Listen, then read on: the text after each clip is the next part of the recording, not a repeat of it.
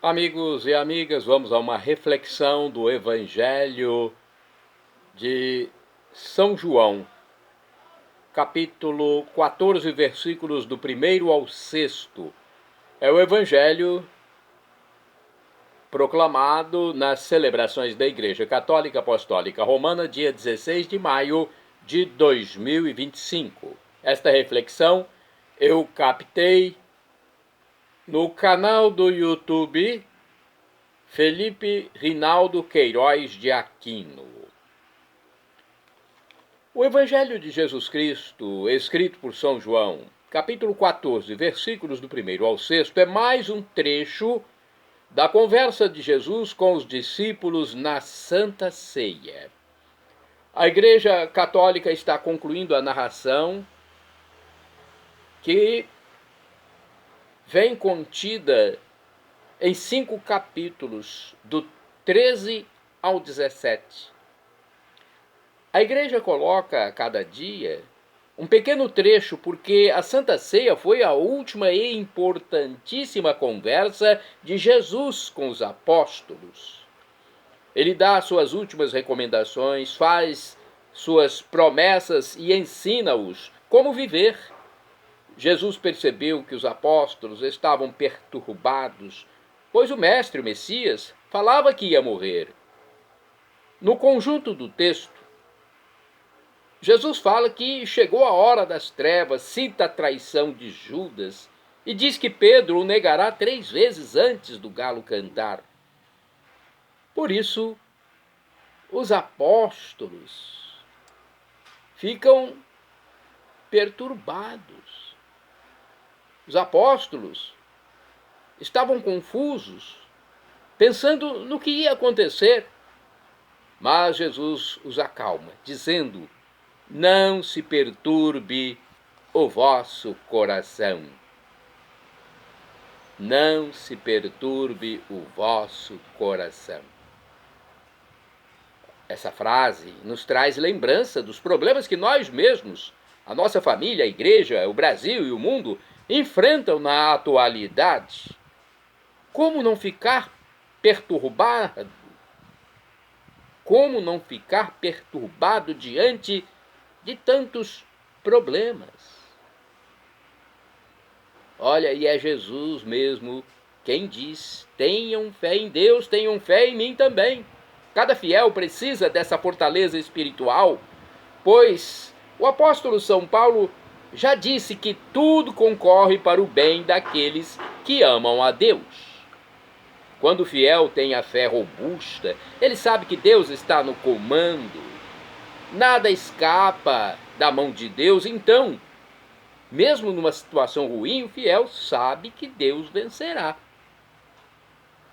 O Papa Leão XIV disse, ao ser apresentado na janela do Vaticano, que o mal não vai vencer. O mal é tão ruim que ele se destrói a si mesmo, tanto na história da nossa vida quanto na história do mundo. É isso que acontece. É só uma questão de tempo.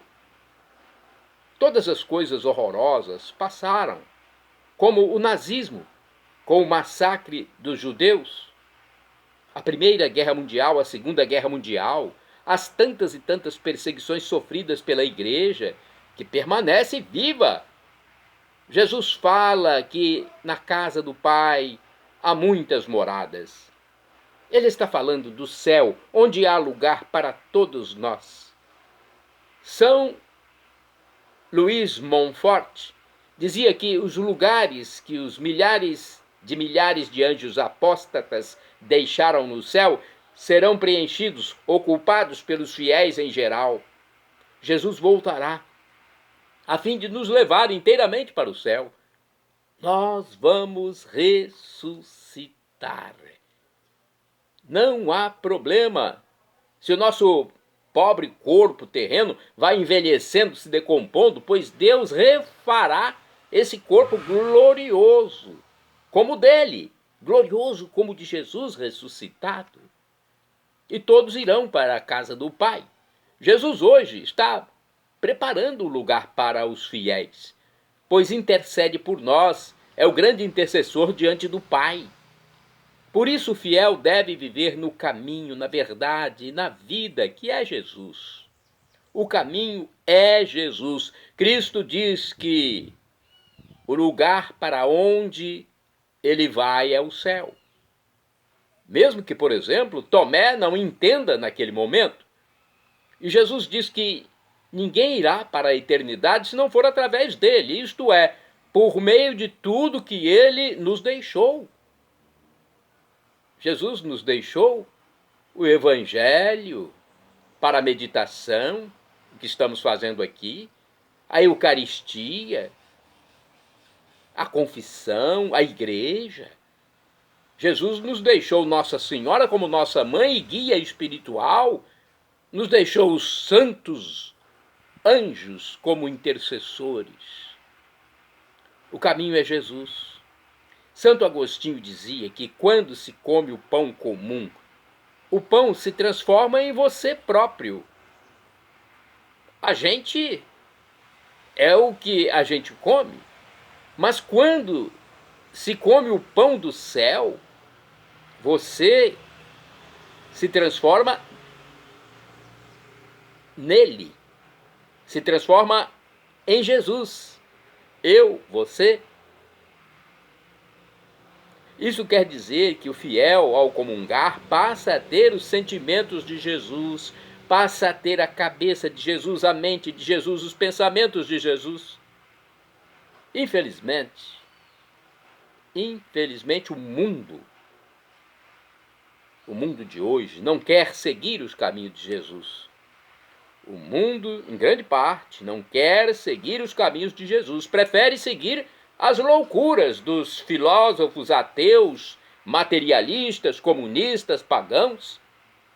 Ao invés de seguir Jesus, muitos preferem seguir as loucuras de Friedrich Nietzsche, Arthur Schopenhauer, Herbert Marcuse. Marcuse, aliás, um filósofo alemão, dizia que o homem é a medida de todas as coisas, o que não é verdade. Não é verdade. Deus, sim, é a medida de tudo. Muitas universidades querem seguir Karl Marx, Vladimir Lenin, Joseph Stalin, Mao Tse-tung, esses assassinos do mundo. Só Jesus é o caminho, a verdade e a vida. Shalom Adonai é uma expressão hebraica que significa a paz de Deus é o que eu desejo para todos vocês. El Shaddai, também do hebraico, significa Deus onipotente. Ele proverá aquilo que você deseja se for para o seu bem. Professor e escritor de mais de 100 livros da Igreja Católica, Felipe Rinaldo Queiroz de Aquino, em seu canal no YouTube, diz que Deus pode nos dar uma dessas 3 respostas quando suplicamos algo: sim, não ou espere.